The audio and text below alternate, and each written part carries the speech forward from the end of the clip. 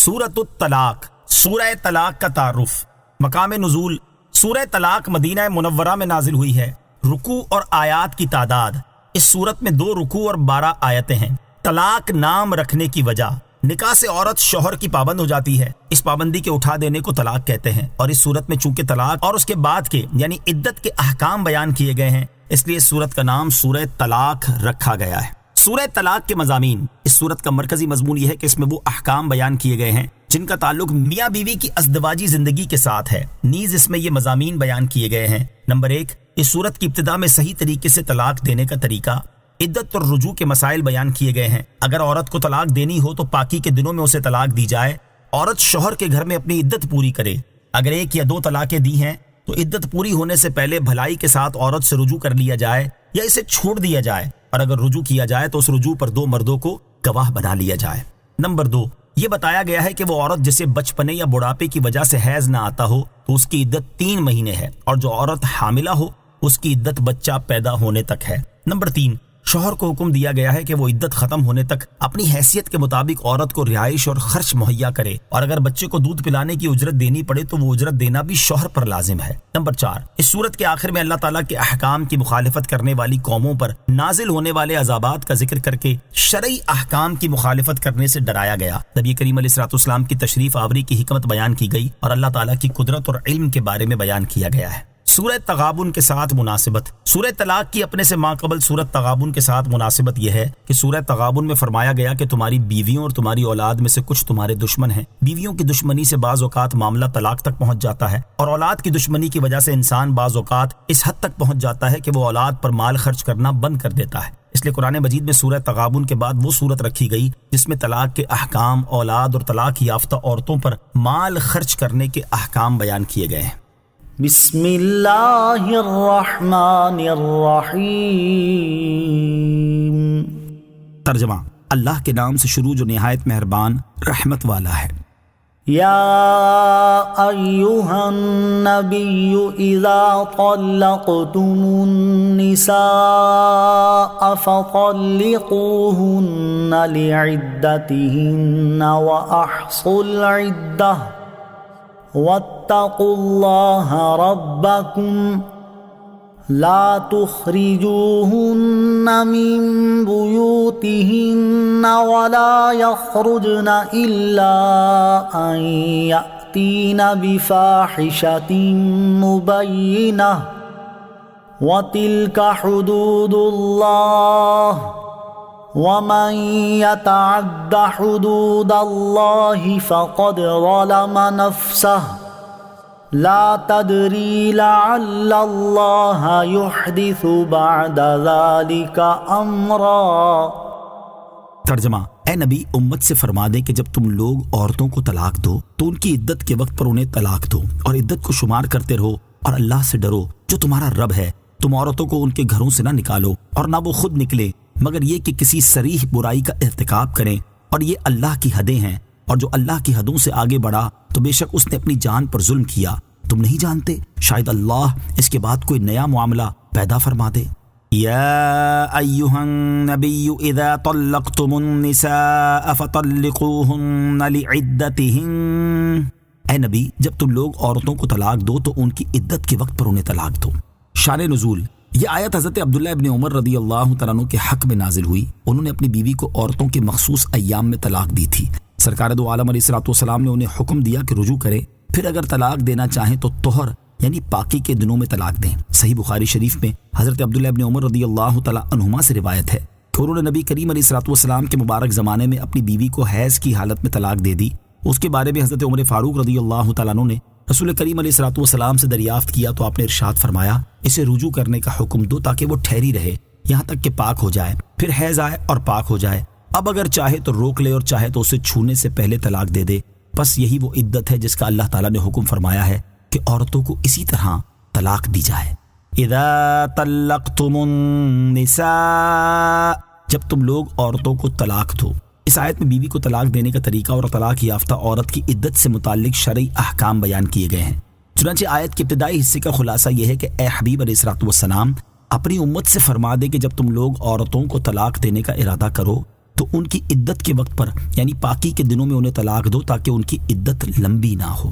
عورت کو طلاق دینے سے متعلق 5 شرعی احکام۔ آیت کے اس حصے کی مناسبت سے عورت کو طلاق دینے سے متعلق 5 شرعی احکام سماعت کیجیے۔ نمبر 1، اس آیت میں عورتوں سے مراد وہ عورتیں ہیں جن سے ان کے شوہروں نے حق زوجیت ادا کیا ہو اور ان کی عدت حیض سے شمار کی جائے۔ اگر انہیں طلاق دینی ہو تو ایسے پاکی کے دنوں میں ایک طلاق دیں جن میں ان سے جماع نہ کیا گیا ہو اور عدت گزرنے تک رجوع نہ کریں، اسے طلاق احسن کہتے ہیں۔ نمبر 2، اگر انہیں حیض کے دنوں میں طلاق دی یا پاکی کے ایسے دنوں میں طلاق دی جن میں حق زوجیت ادا کیا ہو، اسی طرح پاکی کے ایک زمانے میں 2 یا 3 طلاقیں ایک ساتھ یا الگ الگ دے دیں اگرچہ اس زمانے میں حق زوجیت ادا نہ کیا ہو، تو یہ سب صورت طلاق بدعت کی ہیں۔ اس کا حکم یہ ہے کہ طلاق بدعت مکروہ ہے مگر واقع ہو جاتی ہے اور ایسی طلاق دینے والا گنہگار ہوتا ہے۔ نمبر 3، وہ عورتیں جنہیں حیض نہیں آتا جیسے چھوٹی بچی اور حاملہ عورت یا عائسہ یعنی جسے بڑھاپے کی وجہ سے حیض آنا بند ہو گیا ہو، وہ اس آیت کے حکم میں داخل نہیں ہیں۔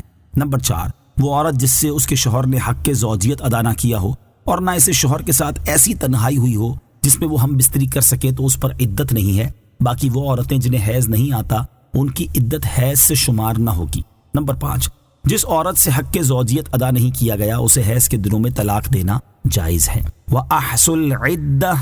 اور عدت کو شمار کرتے رہو۔ یہاں مردوں کو حکم دیا گیا کہ طلاق دینے کے بعد عورت کی عدت کو شمار کرتے رہو یہاں تک کہ اسے 3 بار حیض آ جائے۔ یاد رہے کہ عدت کا شمار مرد و عورت دونوں ہی کریں گے، البتہ یہاں بطور خاص مردوں کو عدت شمار کرنے کا اس لیے فرمایا گیا کہ عورتوں میں بہت مرتبہ غفلت ہو جاتی ہے۔ وَاتَّقُوا اللَّهَ رَبَّكُمْ، اور اللہ سے ڈرو جو تمہارا رب ہے، یعنی عورتوں کی عدت دراز کرنے اور اللہ تعالیٰ کے احکام کی خلاف ورزی کرنے کے معاملے میں اس اللہ تعالیٰ سے ڈرو جو تمہارا حقیقی رب ہے۔ لَا تُخْرِجُوهُنَّ مِن بُيُوتِهِنَّ، تم عورتوں کو ان کے گھروں سے نہ نکالو، یعنی اے لوگو عدت کے دنوں میں عورتوں کو ان کے گھروں سے نہ نکالو اور نہ اس دوران وہ خود اپنی رہائش گاہ سے نکلیں، البتہ اگر وہ کسی صریح بے حیائی کا ارتکاب کریں اور ان سے کوئی اعلانیہ فسق صادر ہو جس پر حد آتی ہے جیسے زنا اور چوری وغیرہ کریں، تو اس صورت میں تم انہیں گھر سے نکال سکتے ہو۔ گھر میں عدت گزارنے سے متعلق 5 شرعی مسائل۔ یہاں آیت کے اس حصے کی مناسبت سے گھر میں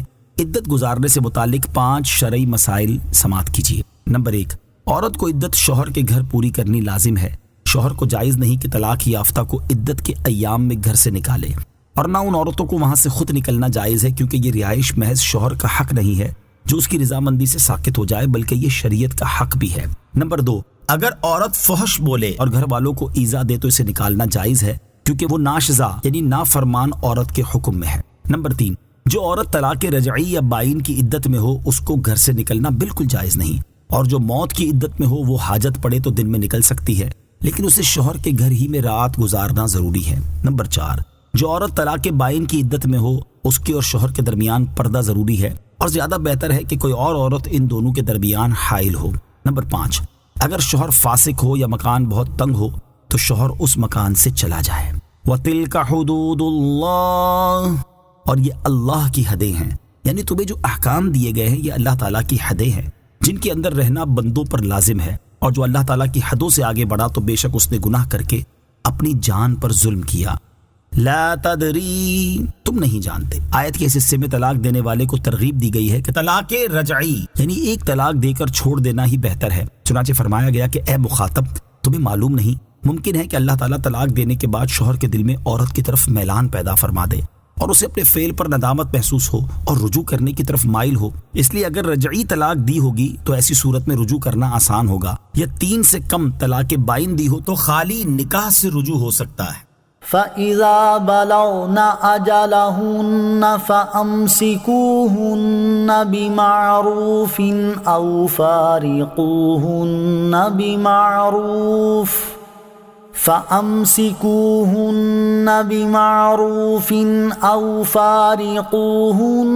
بِمَعْرُوفٍ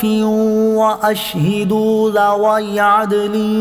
مِّنكُمْ وَأَقِيمُوا الشَّهَادَةَ لِلَّهِ ذَلِكُمْ يُوعَظُ بِهِ مَن كَانَ يُؤْمِنُ بِاللَّهِ وَالْيَوْمِ الْآخِرِ وَمَن يَتَّقِ اللَّهَ يَجْعَل لَّهُ مَخْرَجًا۔ ترجمہ: تو جب عورتیں اپنی مدت تک پہنچنے کو ہوں تو انہیں بھلائی کے ساتھ روک لو یا انہیں بھلائی کے ساتھ جدا کر دو، اور اپنوں میں سے 2 عادل گواہ بنا لو اور اللہ کے لیے گواہی قائم کرو۔ یہ ہے جس سے اس شخص کو نصیحت کی جاتی ہے جو اللہ اور آخرت کے دن پر ایمان رکھتا ہو، اور جو اللہ سے ڈرے اللہ اس کے لیے نکلنے کا راستہ بنا دے گا۔ فَإِذَا بَلَغْنَ أَجَلَهُنَّ، تو جب عورتیں اپنی مدت تک پہنچنے کو ہوں۔ اس آیت میں طلاق یافتہ عورت سے رجوع کرنے کے احکام بیان کیے گئے ہیں۔ چنانچہ اس آیت کا خلاصہ یہ ہے کہ جب بیان کردہ طریقے کے مطابق طلاق دی جانے والی عورتیں اپنی عدت کی اختتامی مدت کے قریب تک پہنچ جائیں تو تمہیں اختیار ہے، اگر تم ان کے ساتھ حسن معاشرت اور اچھا سلوک کرتے ہوئے رہنا چاہو تو رجوع کر لو اور دل میں دوبارہ طلاق دینے کا ارادہ نہ رکھو، اور اگر تمہیں ان کے ساتھ خوبی اور اچھائی سے بسر کر سکنے کی امید نہ ہو تو ان کے حق جیسے مہر وغیرہ ادا کر کے ان سے جدائی اختیار کر لو، اور انہیں اس طرح نقصان نہ پہنچاؤ کہ عدت کے آخر میں رجوع کر لو پھر طلاق دے دو، یوں ان کی عدت دراز کر کے انہیں پریشانی میں ڈالو۔ نیز رجوع کرو یا جدائی اختیار کرو، دونوں صورتوں میں تہمت دور کرنے اور جھگڑے سے بچنے کے لیے اپنوں میں سے 2 ایسے مسلمانوں کو گواہ بنا لو جو عادل یعنی شرعن قابل قبول ہوں، اور گواہ بنانے سے مقصود اللہ تعالیٰ کی رضا جوئی ہو اور اس میں حق کو قائم کرنے اور اللہ تعالیٰ کے حکم کی تعمیل کے علاوہ اپنی کوئی فاسد غرض نہ ہو۔ یہ وہ حکم ہے جس سے اس شخص کو نصیحت کی جاتی ہے جو اللہ تعالیٰ اور قیامت کے دن پر ایمان رکھتا ہو، اور جو اللہ تعالیٰ سے ڈرے اور طلاق دے تو سنت کے مطابق دے، عدت والی کو نقصان نہ پہنچائے، نہ اسے رہائش گاہ سے نکالے، اور اللہ تعالیٰ کے حکم کے مطابق مسلمانوں کو گواہ کر لے تو اللہ تعالیٰ اس کے لیے نجات کی راہ نکال دے گا، جس سے وہ دنیا و آخرت کے غموں سے خلاصی پائے گا اور ہر تنگی و پریشانی سے محفوظ رہے گا۔ طلاق یافتہ عورت سے رجوع کرنے سے متعلق 3 شرعی مسائل۔ یہاں آیت کی مناسبت سے رجوع کا معنی اور طلاق یافتہ عورت سے رجوع کرنے سے متعلق 3 شرعی مسائل سماعت کیجیے۔ نمبر 1، جس عورت کو رجعی طلاق دی ہو عدت کے اندر اسے پہلے نکاح پر باقی رکھنا رجوع کہلاتا ہے۔ نمبر 2، رجوع کرنے کا مسنون طریقہ یہ ہے کہ کسی لفظ سے رجوع کرے اور رجوع کرنے پر 2 عادل شخصوں کو گواہ بنا لے اور عورت کو بھی اس کی خبر کر دے تاکہ عدت کے بعد کسی اور سے نکاح نہ کر لے، اور اگر شوہر کے رجوع کے بعد بھی عورت نے لا علمی میں نکاح کر لیا تو دوسرے شوہر سے جدا کر دیا جائے اگرچہ وہ حق کے زوجیت ادا کر چکا ہو کیونکہ یہ نکاح نہیں ہوا، اور اگر کسی لفظ سے رجوع کیا مگر گواہ نہ بنائے یا گواہ بھی بنائے مگر عورت کو خبر نہ کی تو یہ مکروہ اور خلاف سنت ہے مگر رجوع ہو جائے گا، اور اگر فعل سے رجوع کیا مثلا اس سے صحبت کی یا شہوت کے ساتھ بوسہ لیا کہ اسی قسم کا کوئی دوسرا کام کیا تو رجوع ہو گیا مگر مکروہ ہے، لہٰذا اسے چاہیے کہ پھر گواہوں کے سامنے رجوع کے الفاظ کہے۔ نمبر 3، رجوع کرنے میں عورت کے راضی ہونے کی ضرورت نہیں، بلکہ اگر وہ انکار بھی کرے جب بھی رجوع ہو جائے گا، بلکہ اگر شوہر نے طلاق دینے کے بعد کہہ دیا ہو کہ میں نے رجوع باطل کر دیا یا مجھے رجوع کا اختیار نہیں، جب بھی رجوع کر سکتا ہے۔ نوٹ: رجوع سے متعلق مزید مسائل کی معلومات حاصل کرنے کے لیے بہار شریعت حصہ 8 سے رجعت کا بیان مطالعہ فرمائیں۔ وَمَن يَتَّقِ اللَّهَ يَجْعَل لَّهُ مَخْرَجًا، اور جو اللہ سے ڈرے اللہ اس کے لیے نکلنے کا راستہ بنا دے گا۔ اکثر مفسرین کے نزدیک اس آیت کا شان نزول یہ ہے کہ حضرت عوف بن مالک رضی اللہ تعالیٰ عنہ کے فرزند کو مشرکین نے قید کر لیا تو آپ نبی کریم علیہ الصلوۃ والسلام کی خدمت میں حاضر ہوئے اور عرض کی کہ میرا بیٹا مشرکین نے قید کر لیا ہے، اور اسی کے ساتھ اپنی محتاجی اور ناداری کی شکایت کی۔ سرکار دو عالم علیہ الصلوۃ والسلام نے فرمایا، اللہ تعالیٰ کا ڈر رکھو اور صبر کرو اور کثرت سے لا حول ولا قوت الا باللہ العلی العظیم پڑھتے رہو۔ حضرت عوف رضی اللہ تعالیٰ عنہ نے گھر آ کر اپنی زوجہ سے یہ کہا اور دونوں نے یہ وظیفہ پڑھنا شروع کر دیا۔ ابھی وہ پڑھ ہی رہے تھے کہ بیٹے نے دروازہ کھٹکھٹا دیا۔ ہوا یوں کہ دشمن غافل ہو گیا تھا اور یہ موقع پا کر قید سے بھاگ آیا، اور ایک روایت کے مطابق چلتے ہوئے دشمن کے 100 اونٹ اور ایک روایت کے مطابق 4000 بکریاں بھی ساتھ لے آیا۔ حضرت عوف رضی اللہ تعالیٰ عنہ نے خدمت اقدس میں حاضر ہو کر دریافت کیا کہ یہ اونٹ یا بکریاں ان کے لیے حلال ہیں۔ نبی پاک علیہ الصلوۃ والسلام نے اجازت دی اور یہ آیت نازل ہوئی۔ لوگوں کو کفایت کرنے والی آیت کے اس حصے کے بارے میں حضرت ابوذر رضی اللہ تعالیٰ عنہ سے روایت ہے، نبی اکرم علیہ الصلوۃ والسلام نے ارشاد فرمایا، میں ایک آیت جانتا ہوں، اگر تمام لوگ اس پر عمل کریں تو وہ ان کے لیے کافی ہے۔ صحابہ کرام علیہ رضوان نے عرض کی، یا رسول اللہ صلی اللہ تعالیٰ علیہ وسلم وہ کون سی آیت ہے؟ ارشاد فرمایا، وَمَن يَتَّقِ اللَّهَ يَجْعَل لَّهُ مَخْرَجًا، ترجمہ، اور جو اللہ سے ڈرے اللہ اس کے لیے نکلنے کا راستہ بنا دے گا۔ وَيَرْزُقْهُ مِنْ حَيْثُ لَا يَحْتَسِبُ وَمَن يَتَوَكَّلْ عَلَى اللَّهِ فَهُوَ حَسْبُهُ إِنَّ اللَّهَ بَالِغُ أَمْرِهِ قد جعل اللہ لکل شیء قدرا۔ ترجمہ، اور اسے وہاں سے روزی دے گا جہاں اس کا گمان بھی نہ ہو، اور جو اللہ پر بھروسہ کرے تو وہ اسے کافی ہے۔ بے شک اللہ اپنا کام پورا کرنے والا ہے، بے شک اللہ نے ہر چیز کے لیے ایک اندازہ مقرر کر رکھا ہے۔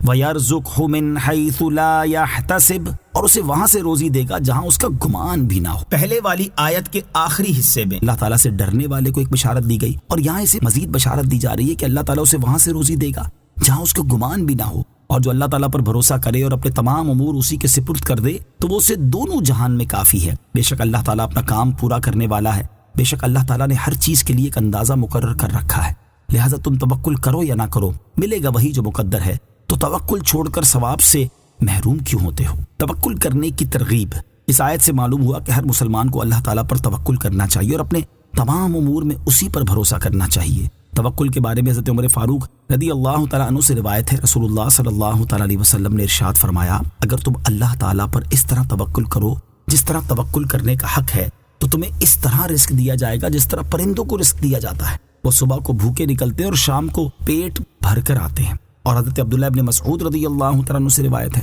رسول اکرم صلی اللہ تعالیٰ علیہ وسلم نے ارشاد فرمایا، جو شخص فاقے میں مبتلا ہو اور وہ لوگوں کے سامنے اپنے فاقے کو بیان کرے تو اللہ تعالیٰ اس کے فاقے کو دور نہیں کرتا، اور جس شخص کو فاقہ ہو اور وہ اللہ تعالیٰ کی بارگاہ میں عرض کرے تو اللہ تعالیٰ اسے جلد وفات دے کر یا دیر سے رزق عطا فرما کر بے نیاز کر دے گا۔ اللہ تعالیٰ ہمیں جیسا توکل کرنے کا حق ہے ویسا توکل کرنے کی توفیق عطا فرمائے، آمین۔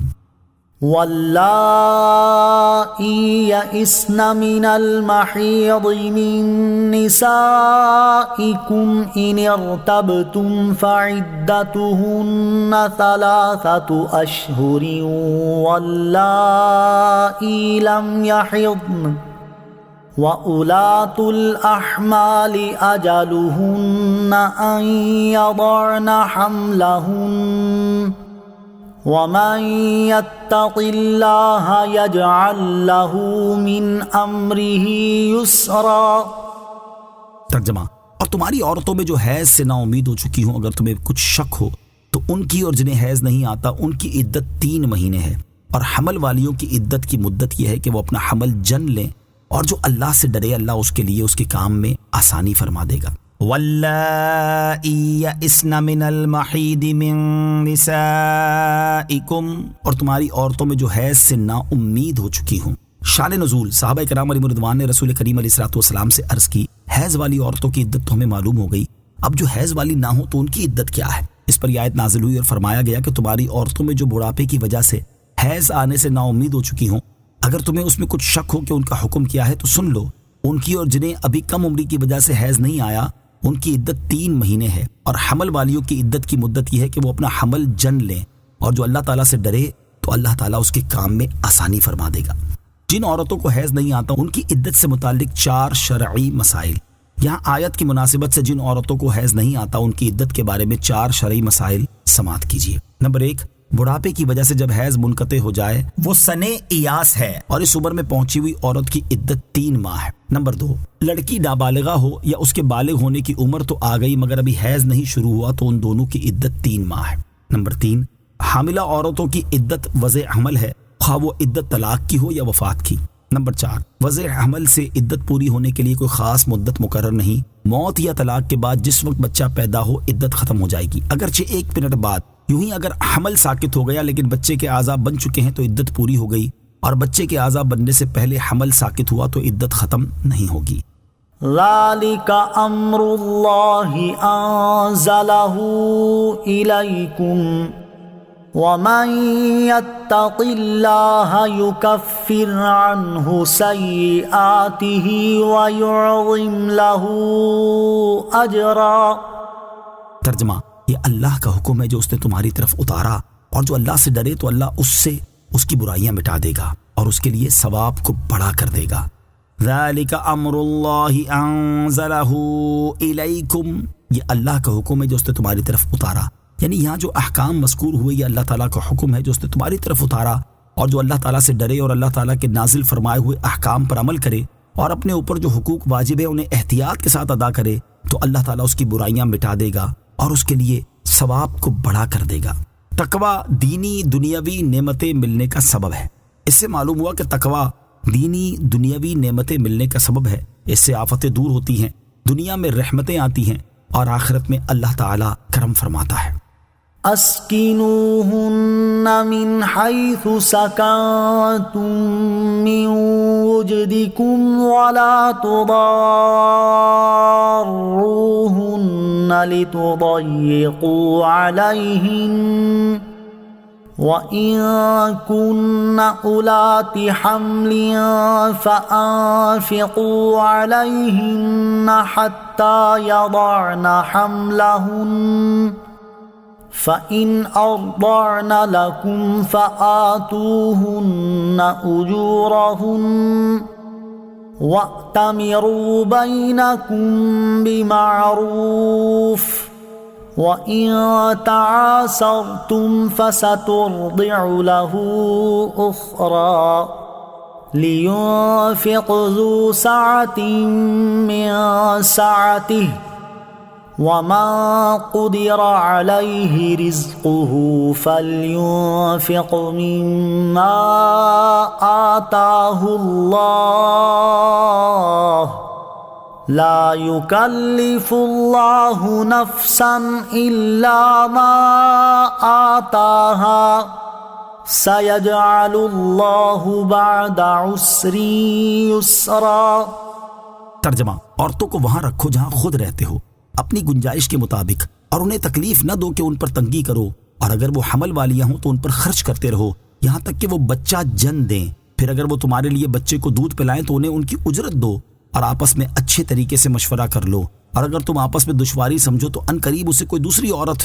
دودھ پلا دے گی۔ مالی وسعت رکھنے والے کو چاہیے کہ اپنی گنجائش کے مطابق خرچ کرے، اور جس پر اس کا رزق تنگ کیا گیا ہے تو اسے چاہیے کہ اس میں سے خرچہ دے جو اسے اللہ نے دیا ہے۔ اللہ کسی جان پر بوجھ نہیں رکھتا مگر اسی قابل جتنا اسے دیا ہے۔ جلدی اللہ دشواری کے بعد آسانی فرما دے گا۔ اسکنوہن من حیث سکنتم من وجدکم، عورتوں کو وہاں رکھو جہاں خود رہتے ہو اپنی گنجائش کے مطابق۔ اس آیت میں عدت کے دوران عورت کی رہائش، اس کے اخراجات، اور اس کے ہاں بچہ پیدا ہو جائے تو اسے دودھ پلانے سے متعلق شرعی احکام بیان کیے جا رہے ہیں۔ چنانچہ آیت کا خلاصہ یہ ہے کہ جن عورتوں کو تم نے طلاق دی انہیں وہاں رکھو جہاں خود رہتے ہو، اپنی طاقت کے مطابق انہیں رہائش دو، اور انہیں یوں تکلیف نہ دو کہ ان کے مکان کو گھیر کر ان کی جگہ تنگ کر دو، یا کسی ناموافق کو ان کے ساتھ رہائش دے دو۔ نیز تم انہیں کوئی ایسی ایذا دے کر تنگی نہ پہنچاؤ کہ وہ گھر سے نکلنے پر مجبور ہو جائیں، اور اگر طلاق والی عورتیں حمل والیاں ہوں تو ان پر شریعت کے مطابق خرچ کرتے رہو یہاں تک کہ وہ بچہ پیدا کر دیں، کیونکہ ان کی عدت بچہ پیدا ہونے پر ہی پوری ہوگی۔ پھر اگر وہ تمہارے لیے بچے کو دودھ پلائیں تو انہیں ان کے کام کی اجرت دو، اور اجرت سے متعلق آپس میں اچھے طریقے سے مشورہ کر لو، اور یہ خیال رکھو کہ نہ مرد عورت کے حق میں کوتاہی کرے نہ عورت اس معاملے میں سختی کرے۔ پھر اگر تم آپس میں معاملہ طے کرنے میں دشواری سمجھو اور بچے کی ماں کسی دوسری عورت کے برابر اجرت پر راضی نہ ہو بلکہ زیادہ اجرت کا مطالبہ کرے اور باپ زیادہ دینا نہ چاہے تو قریب ہے کہ اسے کوئی اور عورت دودھ پلا دے گی، یعنی پھر شوہر کسی دوسری کا انتظام کر لے۔ طلاق یافتہ عورت کو عدت کے دوران رہائش اور نفقہ دینے سے متعلق دو شرعی مسائل۔ یہاں آیت کی مناسبت سے طلاق یافتہ عورت کو عدت کے دوران رہائش اور نفقہ دینے سے متعلق دو شرعی مسائل سماعت کیجیے۔ نمبر 1، طلاق دی ہوئی عورت کو عدت پوری ہونے تک رہنے کے لیے اپنی حیثیت کے مطابق مکان دینا شوہر پر واجب ہے، اور عدت کے زمانے میں نفقہ یعنی اخراجات دینا بھی واجب ہے۔ نمبر 2، نفقہ جیسے حاملہ عورت کو دینا واجب ہے ایسے ہی غیر حاملہ کو بھی دینا واجب ہے، خواہ اسے طلاق رجعی دی ہو یا بائن۔ بچے کو دودھ پلانے سے متعلق شرعی مسائل۔ آیت کی مناسبت سے بچے کو دودھ پلانے سے متعلق 4 شرعی احکام سماعت کیجیے۔ نمبر 1، بچے کو دودھ پلانا ماں پر واجب نہیں، باپ کی ذمہ داری ہے کہ اجرت دے کر دودھ پلوائے، لیکن اگر بچہ ماں کے سوا کسی اور عورت کو دودھ نہ پیے یا باپ فقیر ہو تو اس حالت میں ماں پر دودھ پلانا واجب ہو جاتا ہے۔ بچے کی ماں جب تک اس کے باپ کے نکاح میں ہو یا طلاق رجعی کی عدت میں ہو تو ایسی حالت میں اسے دودھ پلانے کی اجرت لینا جائز نہیں، عدت کے بعد لینا جائز ہے۔ نمبر 2، کسی عورت کو معین اجرت پر دودھ پلانے کے لیے مقرر کرنا جائز ہے۔ نمبر 3، اجرت پر دودھ پلانے کے لیے غیر عورت کی بنسبت ماں زیادہ مستحق ہے۔ نمبر 4، اگر ماں زیادہ اجرت طلب کرے تو پھر غیر عورت کو مقرر کرنے میں اصلاً کوئی حرج نہیں۔ لِيُنْفِقْ ذُو سَعَةٍ مِّن سَعَتِهِ، مالی وسعت رکھنے والے کو چاہیے کہ اپنی گنجائش کے مطابق خرچ کرے، یعنی مالی وسعت رکھنے والا اپنی گنجائش کے مطابق اور تنگ دستی میں مبتلا شخص اپنی حیثیت کے مطابق طلاق والی اور دودھ پلانے والی عورتوں کو خرچہ دے، کیونکہ اللہ تعالیٰ ہر جان پر اسی قابل بوجھ رکھتا ہے جتنا اسے رزق دیا ہے۔ اور تنگ دست آدمی خرچ کرنے سے ڈرے نہیں، جلد ہی اللہ تعالیٰ معاش کی تنگی کے بعد اسے آسانی عطا فرما دے گا۔ وَكَأَيِّن مِّن قَرْيَةٍ عَتَتْ عَنْ أَمْرِ رَبِّهَا وَرُسُلِهِ فَحَاسَبْنَاهَا حِسَابًا شَدِيدًا وَعَذَّبْنَاهَا عَذَابًا نُكْرًا فَذَاقَتْ وَبَالَ أَمْرِهَا وَكَانَ عَاقِبَةُ أَمْرِهَا خُسْرًا۔ ترجمہ: اور کتنے ہی شہر تھے جنہوں نے اپنے رب کے اور اس کے رسولوں کے حکم سے سرکشی کی تو ہم نے ان سے سخت حساب لیا اور انہیں برا عذاب دیا تو انہوں نے اپنے کام کا وبال چکھا اور ان کے کام کا انجام خسارہ ہوا۔ وَكَأَيٍّ مِّن قَرْيَةٍ، اور کتنے ہی شہر تھے۔ اس آیت سے اللہ تعالیٰ کے احکام کی خلاف ورزی کرنے سے لوگوں کو ڈرایا جا رہا ہے۔ چنانچہ اس آیت کا خلاصہ یہ ہے کہ کتنے ہی شہر والے ایسے تھے جنہوں نے اپنے رب عز و جل کے حکم اور اس کے رسولوں علیہ الصلوۃ والسلام کے احکام سے سرکشی کی تو ہم نے ان سے ان کے اعمال کا سخت حساب لیا اور انہیں برا عذاب دیا۔ یہاں سخت حساب سے مراد آخرت کا حساب ہے، اور چونکہ اس کا واقع ہونا یقینی ہے اس لیے یہاں ماضی کے صیغے سے اسے بیان فرمایا گیا، اور برے عذاب سے جہنم کا عذاب مراد ہے، یا اس سے مراد دنیا میں قحط اور قتل وغیرہ بلاؤں میں مبتلا کرنا ہے۔ فَذَاقَتْ وَبَالَ أَمْرِهَا، تو انہوں نے اپنے کام کا وبال چکھا، یعنی ان شہر والوں نے سخت حساب اور برے عذاب کے ذریعے اپنے کفر اور سرکشی کا وبال چکھا، اور ان کے کام کا انجام خسارہ ہوا کہ وہ منافع سے محروم ہو گئے اور عذاب میں مبتلا ہوئے۔ أعد الله لهم عذابا شديدا فاتقوا الله يا أولي الألباب الذين آمنوا قد أنزل الله إليكم ذكرا رسولا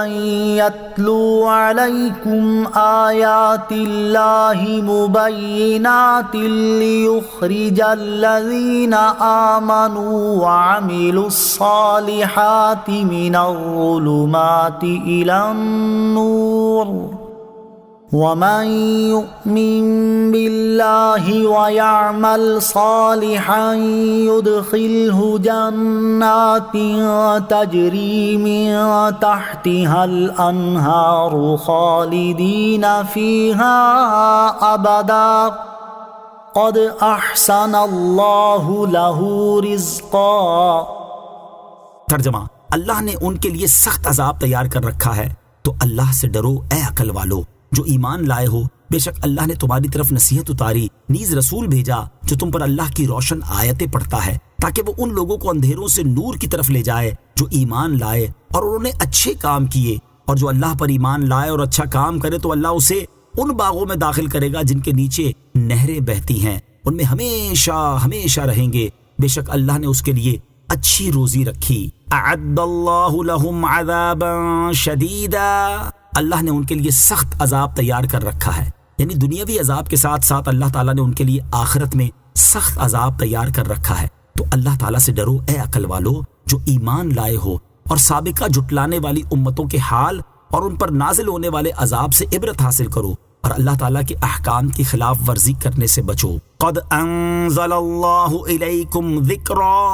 بے شک اللہ نے تمہاری طرف نصیحت اتاری۔ آیت کے اس حصے اور اس کے بعد والی آیت کا خلاصہ یہ ہے کہ اے لوگو، بے شک اللہ تعالیٰ نے تمہاری طرف نصیحت اتاری، اور وہ نصیحت قرآن ہے۔ اور دوسری تفسیر یہ ہے کہ ذکر سے مراد رسول کریم علیہ الصلوۃ والسلام ہیں، اور اگلی آیت کے شروع کا لفظ اسی ذکر کی تفسیر ہے، اور معنی یہ ہوا کہ اللہ تعالیٰ نے تمہاری طرف اپنا رسول بھیجا جو تمہارے سامنے حلال و حرام کے بیان پر مشتمل اللہ تعالیٰ کی روشن آیتیں پڑھتے ہیں، تاکہ وہ ان لوگوں کو کفر اور جہالت کے اندھیروں سے ایمان اور علم کے نور کی طرف لے جائیں جو ایمان لائے اور اچھے کام کیے، اور جو اللہ تعالیٰ پر ایمان لائے اور اچھا کام کرے تو اللہ تعالیٰ اسے ان باغوں میں لے جائے گا جن کے نیچے نہریں بہتی ہیں، ان میں ہمیشہ ہمیشہ رہیں گے، بے شک اللہ تعالیٰ نے اس کے لیے اچھی روزی یعنی جنت رکھی ہے جس کی نعمتیں ہمیشہ باقی رہیں گی، کبھی منقطع نہ ہوں گی۔ سورہ طلاق کی آیت نمبر 11 سے معلوم ہونے والے مسائل۔ اس آیت سے 7 مسئلے معلوم ہوئے۔ نمبر 1، کفر اندھیرا اور اسلام روشنی ہے۔ نمبر 2، اس آیت میں اللہ تعالیٰ نے کفر کے لیے ظلمات جمع کا صیغہ ذکر فرمایا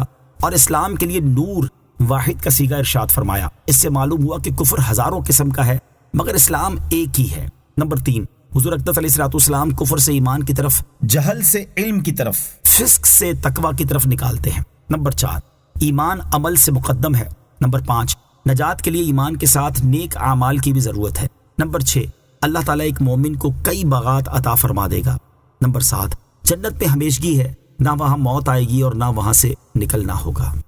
اللہ الذی خلق 7 سماوات ومن الارض مثلہن يتنزل الأمر بينهن لتعلموا أن الله على كل شيء قدير وأن الله قد أحاط بكل شيء علما۔ ترجمہ، اللہ وہی ہے جس نے 7 آسمان بنائے اور انہی کے برابر زمینیں، حکم ان کے درمیان اترتا ہے تاکہ تم جان لو کہ اللہ ہر شے پر خوب قادر ہے، اور یہ کہ اللہ کا علم ہر چیز کو گھیرے ہوئے ہے۔ اللہ الذی خلق 7 سماوات ومن الارض مثلہن، اللہ وہی ہے جس نے 7 آسمان بنائے اور انہی کے برابر زمینیں، یعنی اے لوگو، اللہ وہی ہے جس نے اپنی کامل قدرت سے 7 آسمان بنائے اور 7 ہی زمینیں بنائی ہیں۔ اللہ تعالیٰ کا حکم ان سب میں جاری اور نافذ ہے تاکہ تم جان لو کہ اللہ تعالیٰ ہر شے پر قادر ہے، اور یہ کہ اللہ تعالیٰ کا علم ہر چیز کا احاطہ کیے ہوئے ہے، لہٰذا اس کے لیے مردوں کو زندہ کرنا اور ساری مخلوق کا حساب لینا کچھ مشکل نہیں۔ آمنت باللہ صدق اللہ العظیم۔